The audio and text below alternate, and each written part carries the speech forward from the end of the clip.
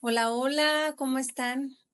Quiero darle las gracias al doctor Carrera por este espacio para compartir de esta misión que tenemos en Héroes por la Vida para hablar de la donación de órganos y los trasplantes, un tema que hace 20 años me cambió la vida, me ha hecho estudiar, me ha hecho crecer, pero sobre todo entender mucho más lo que es trascender a través de la donación de órganos. Hola, Doc, ¿cómo estás? Adriana, mucho gusto, muchas gracias a todos los que ven este video. Yo soy el doctor Carrera, soy pediatra, tengo un canal de YouTube pediátrico y hoy me tocó la fortuna de hablar con Adriana, que nos va a platicar la historia que ella tuvo con respecto a la donación de órganos. Y bueno, pues, ¿cómo ves, Adriana? Si nos vamos al grano, al respecto Está del bien, así asunto. me Oye, gusta, doctor, hasta sí, parece noticiero. exacto. Oye, no, platícanos qué te sucedió, Adriana, qué te llevó a esta situación de donación de órganos. Mira, la verdad es que hace justamente van a ser 20 años ahora en septiembre, bueno, son ya 20 años. Ok. Eh, Estábamos tranquilamente, hicimos una cirugía de anginas al segundo de nuestros 3 niños, hicimos una cirugía de anginas donde lo único que buscábamos era recuperar la salud, quitar tanto antibiótico de la vida de nuestro Alejandro. Y desafortunadamente, Alejandro tuvo por ahí un sangrado muy fuerte. De hecho, tú debes de saber que cuando se hacen las cirugías de anginas en las letras chiquitas dice, lo único que no puede pasar es que haya un sangrado abundante. Si pasa eso, corre urgencias. Entonces, pues cuando leímos las letras chiquitas fue como que, ay, sí, un trámite, ¿no? Sin embargo, cuando empezamos a ver esa cantidad de sangre que salía por la boca, me dice mi marido, gorda, vámonos. Salimos corriendo al hospital, llegamos, lo lograron estabilizar. Sin embargo, pues el Ale había perdido tanta sangre que nos dijeron que lo tenían que transfundir. Lo empezaron a transfundir, lo iban a dejar en terapia, no lo iban, lo dejaron en terapia intermedia. Ahí me quedé yo con él. Luis, mi esposo, se fue a casa porque teníamos a los otros 2 niñitos con mucha diarrea y vómito. Uf. Sí, teníamos el paquete completo. Pero yo estaba en paz, o sea, yo estaba en paz porque yo estaba segura que pues la vida de Alejandro estaba en el hospital, estaba controlado, lo iban a pues, nada más estabilizar. eh, y de repente a medianoche me dice, mami, y voltea y vuelve a salir una cantidad de sangre que te mueres de la boca. Yo nomás me acuerdo cómo grité, ¡ayuda! Entonces en eso veo cómo entra una enfermera, mete en el carrito y empieza a gritar. No había, desafortunadamente, no había un doctor en terapia intermedia ni en terapia intensiva en ese momento en el hospital. Estaba una doctora que de verdad, hoy por hoy, si por ahí nos escucha, gracias porque intentó salvarlo. Yo estaba ahí, eh, pero lo único que dijo fue está en paro, y las bocinas me aturdían porque yo nomás oía código azul, habitación, no me digas cuál era la habitación porque no me acuerdo, o sea, lo único que truenda mis oídos es código azul. Vi cómo trataron de resucitar a mi Ale, pero también vi cómo se le pusieron los ojitos en blanco. Me sacaron a la fuerza, yo no me quería salir ni separar de él, pero eh, se lo llevaron. Me salí yo a la salita, le hablé al pediatra, le hablé al cirujano pediatra. Hay mucha sangre, está en paro, vengan, hagan algo, le hablé a mi esposo. Empezaron a llegar todos como por goteo, entraron a quirófano, en quirófano lograron controlar la hemorragia, pero había sido mucho tiempo de paro, había sido mucho tiempo en el que el Ale, pues, había perdido mucha sangre y yo creo que por más que hubieran intentado los doctores, la misión de vida de Ale ahí estaba llegando al inicio de, de que su misión de vida se diera realmente, ¿no? O sea, uno piensa que la misión de vida es durante la vida, pero yo creo que realmente la misión de vida de Alejandro justamente empezó al morir, justamente empezó en ese momento en el que Ale presenta la muerte cerebral tras el sangrado. Y no es fácil, Doc, no es fácil que lleguen los doctores que te digan vamos a quirófano, no es fácil que lleguen los doctores que te digan todo va a estar bien, no es fácil que lleguen los doctores y, y que cuando tú les preguntes, ¿pero se puede morir? Y que ellos al unísono te contesten, sí, sí se puede morir, es como, espérame, pero si tú me dijiste que lo estabas estabilizando, pero si tú me dijiste que no había ningún riesgo, pero si tú me dijiste que todo iba a estar bien, y en eso te dicen, perdió mucha sangre, estuvo el paro, y esperas esas famosas 72 horas para que el cerebro desinflame, para que vean qué tanto daño hay. Y me acuerdo muy bien que un doctor me dijo, reza, reza mucho porque yo sí creo que puede haber un daño cerebral importante. Y tú no quieres a tu hijo así. Y yo le decía, ¿qué, qué? Me acuerdo que hasta le pegué, o sea, le di un trancazo al doctor y digo, amigo nuestro, por supuesto. Dije, estás loco. Le dije, ¿cómo crees? Y me dijo, Adriana, tranquila. Al rato se acercan a mi marido pasando las famosas 72 horas, le hacen un electroencefalograma, Alejandro, eh, el cual ya era plano. A mí no me habían dicho que ya habían hecho un electroencefalograma y estaba plano. Y ahí es cuando se acercan a mi marido a pedirle los órganos. Nos dicen que tienen que hacer un segundo electroencefalograma para confirmar que hay muerte cerebral. El Ministerio Público en aquel entonces así lo solicitaba.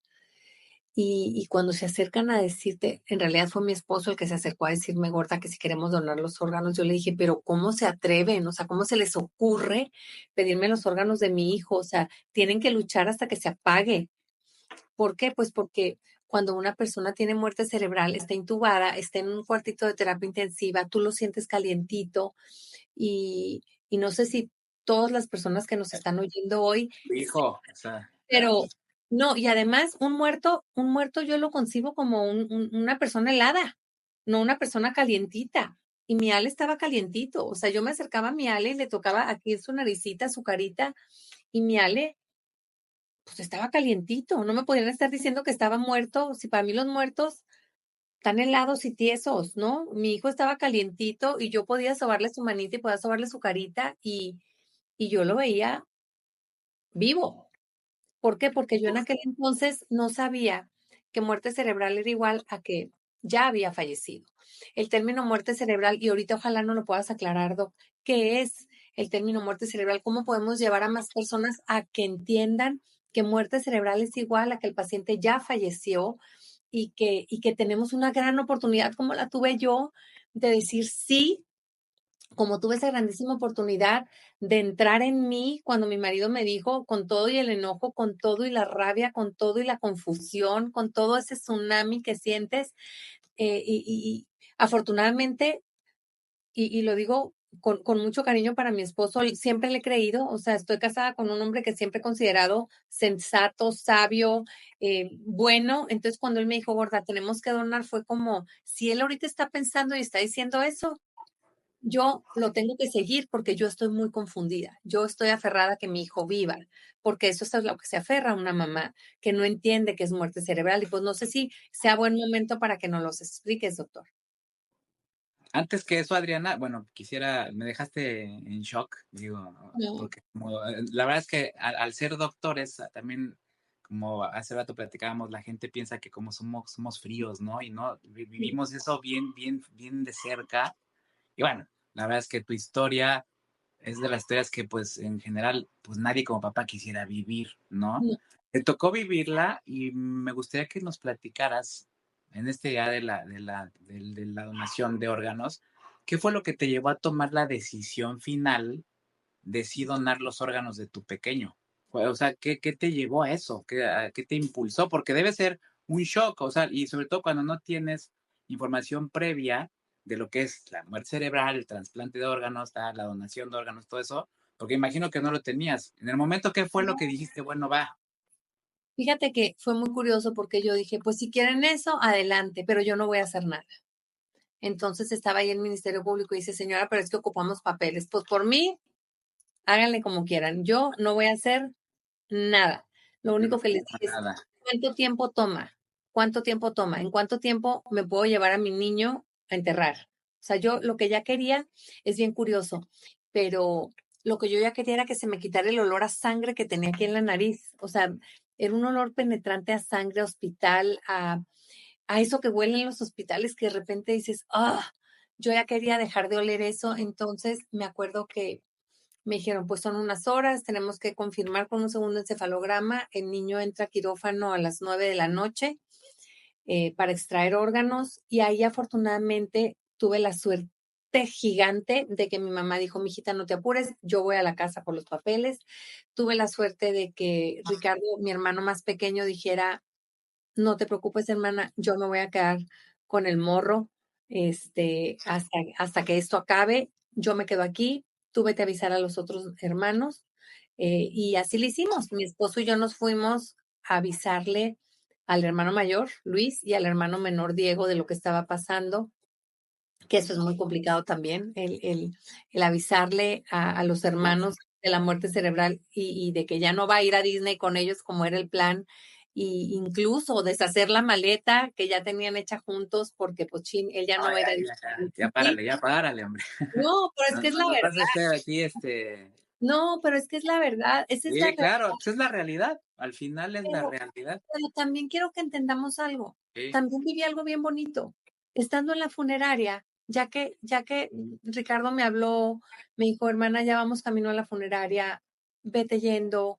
Y llegamos a la funeraria y me encontré con mi niño. Yo tenía mucho miedo de cómo me iba a encontrar a mi niño, porque por supuesto que hubo personas que me dijeron, es que cómo donaste, van a mutilar el cuerpo, cómo te lo van a entregar.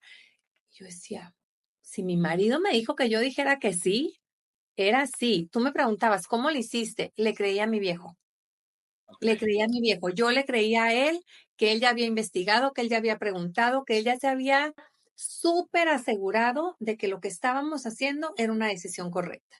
Oye, y en base a la donación que pudo hacer tu pequeñito y tu familia, ¿supiste después, digo, para que la gente que nos ve se entere de esto, supiste después los logros, o sea, es decir, la magnitud de vida, de energía que esparció tu hijo? O sea, ¿supiste a qué casos Fíjate que donó los por ley no órganos? podemos saber exactamente ni el nombre ni el Ah, no lugar. se puede. Ok, No, no por ley no sabía. se puede. No sabía. Ok. Pero fue algo muy bonito porque, como te digo, en la funeraria llegando me hablan y me dice mi pediatra, me dice, Adri, nomás te hablo para decirte que tienes 6 nuevos hijos, ya se hicieron los trasplantes. Entonces ahí como Wow. que fue, Oh, qué buena onda. me empecé a reír y la Luz y mi hermana me decía, te estás volviendo loca. O sea, no, ahí está tu hijo en la caja. Mi hijo estaba perfecto, ¿eh? Tenía un micropor desde aquí hasta el ombliguito, punto, y tenía 2 parches en sus ojos, no había más. El cuerpo de mi hijo fue tratado con dignidad, el cuerpo de mi hijo fue tratado con cariño y con respeto para que sus órganos se pudieran tomar. Y sé que una chiquita de 4 años recibió su corazón y que 2 chavitos, un niño y una niña de 14 y 13 años, recibieron su riñón. Y mucha gente me pregunta, pero ¿cómo un niño de 3 le donó a uno de 13 y 14? Las personas que tienen insuficiencia renal batallan en crecer, tú lo sabes bien, y es mucho por peso el que se dé ese trasplante de órgano. Nos enteramos que las córneas de nuestro hijo se fue para un señor que tenía 33 años, perdón, 40 años, y mi marido tenía 33. Entonces me dice, ya el morro es más grande que yo. Entonces empiezas a vivir esos pequeños milagros que por los cuales tú rezas. O sea, nosotros en el hospital rezábamos por un milagro de vida y el milagro se dio, pero no nomás se dio uno, se dieron 6. No nos tocó Sí, a qué nosotros padre. un milagro, no nos tocó en que nuestro hijo siguiera vivo, pues no, pero Pero nos tocó. la misión, o sea, al final, ¿sabes qué? Me gusta esto porque al final es lo que creo que estamos aportando a la gente, tu personalidad, que yo creo que eres una persona muy espiritual y que es un nivel de evolución muy fuerte, evolución mental, al reconocer que al final todos venimos a este mundo a una misión, ¿no? Totalmente. No importa tu edad, al final los niños también desafortunadamente mueren los adultos, un recién nacido, todos morimos. Todos tenemos, y yo estoy muy fiel a esa creencia, que todos tenemos una misión de que el universo que Dios nos dio para el momento pequeño, largo o corto, que siempre es pequeño, al final la vida es muy corta, Sí. estemos en esta vida. Y qué padre que pudiste entender rápido, bueno, no sé, creo, que pudiste Y, captar y ese yo rollo, creo, ¿no? y cada año entiendes un poquito más y de Sí, repente retrocedes, ¿eh? sí, Porque por también supuesto. de repente hay frustraciones cuando se frenan los trasplantes. Pandemia para nosotros fue una cosa tremenda porque Tú sabes que se frenaron muchísimo los trasplantes, teníamos pacientes que ya estaban listos para ser operados al día siguiente con su donador vivo relacionado y nos decían los doctores, es que no podemos entrar a quirófano, o sea, los vamos a inmunosuprimir, no se puede trasplantar ahorita porque el bicho aquí anda, o sea, nos los va a matar la inmunosupresión junto con y pero ¿cómo? O sea, y hay mucho aprendizaje siempre. Y yo creo que los seres humanos tenemos que ver eso, el aprendizaje de cada una de las situaciones que nos tocan vivir. Y cuando tú dices que sí a la donación de órganos, cuando tú dices que sí a la vida, también estás diciendo que sí a la trascendencia de ese ser querido. Y otra cosa bien importante, doctor, tú cuando dices que sí, te estás consolando a ti mismo en un corto, en un mediano y en un largo plazo. ¿Por qué? Porque sabes que lo que servía de tu chiquito sigue ahí, su huella sigue ahí. Él ya no puede estar aquí porque él ya estaba muerto. Muerte cerebral es igual a que ya falleció. Él ya había trascendido. Qué bonito que su trascendencia fuera también a través de otras personas, recibiendo esos órganos. Y yo siempre les he dicho, si por ahí siguen y me escuchan, ustedes que saben que recibieron el órgano de Alejandro, sean buenos. Sean buenos porque la vida ya fue buena con ustedes. La vida ya les dio esa segunda oportunidad de vida. Sean buenos. Y yo creo que ahí existe, en este mundo, imagínate cuántas más buenas personas necesitamos y si van a ser trasplantadas, pues más buenas porque saben que ellos mismos tienen su propia misión de vida, ¿no? Perfecto. Oye, Adriana, ¿qué podrías dejarle a la gente como enseñanza? Porque al final, también en pediatría, o sea, es muy difícil tu historia, o sea, nada más de escucharla, hay muchas, y perder un hijo, y lo digo así con todo respeto, debe ser uno de los dolores más fuertes que puede pasar una persona.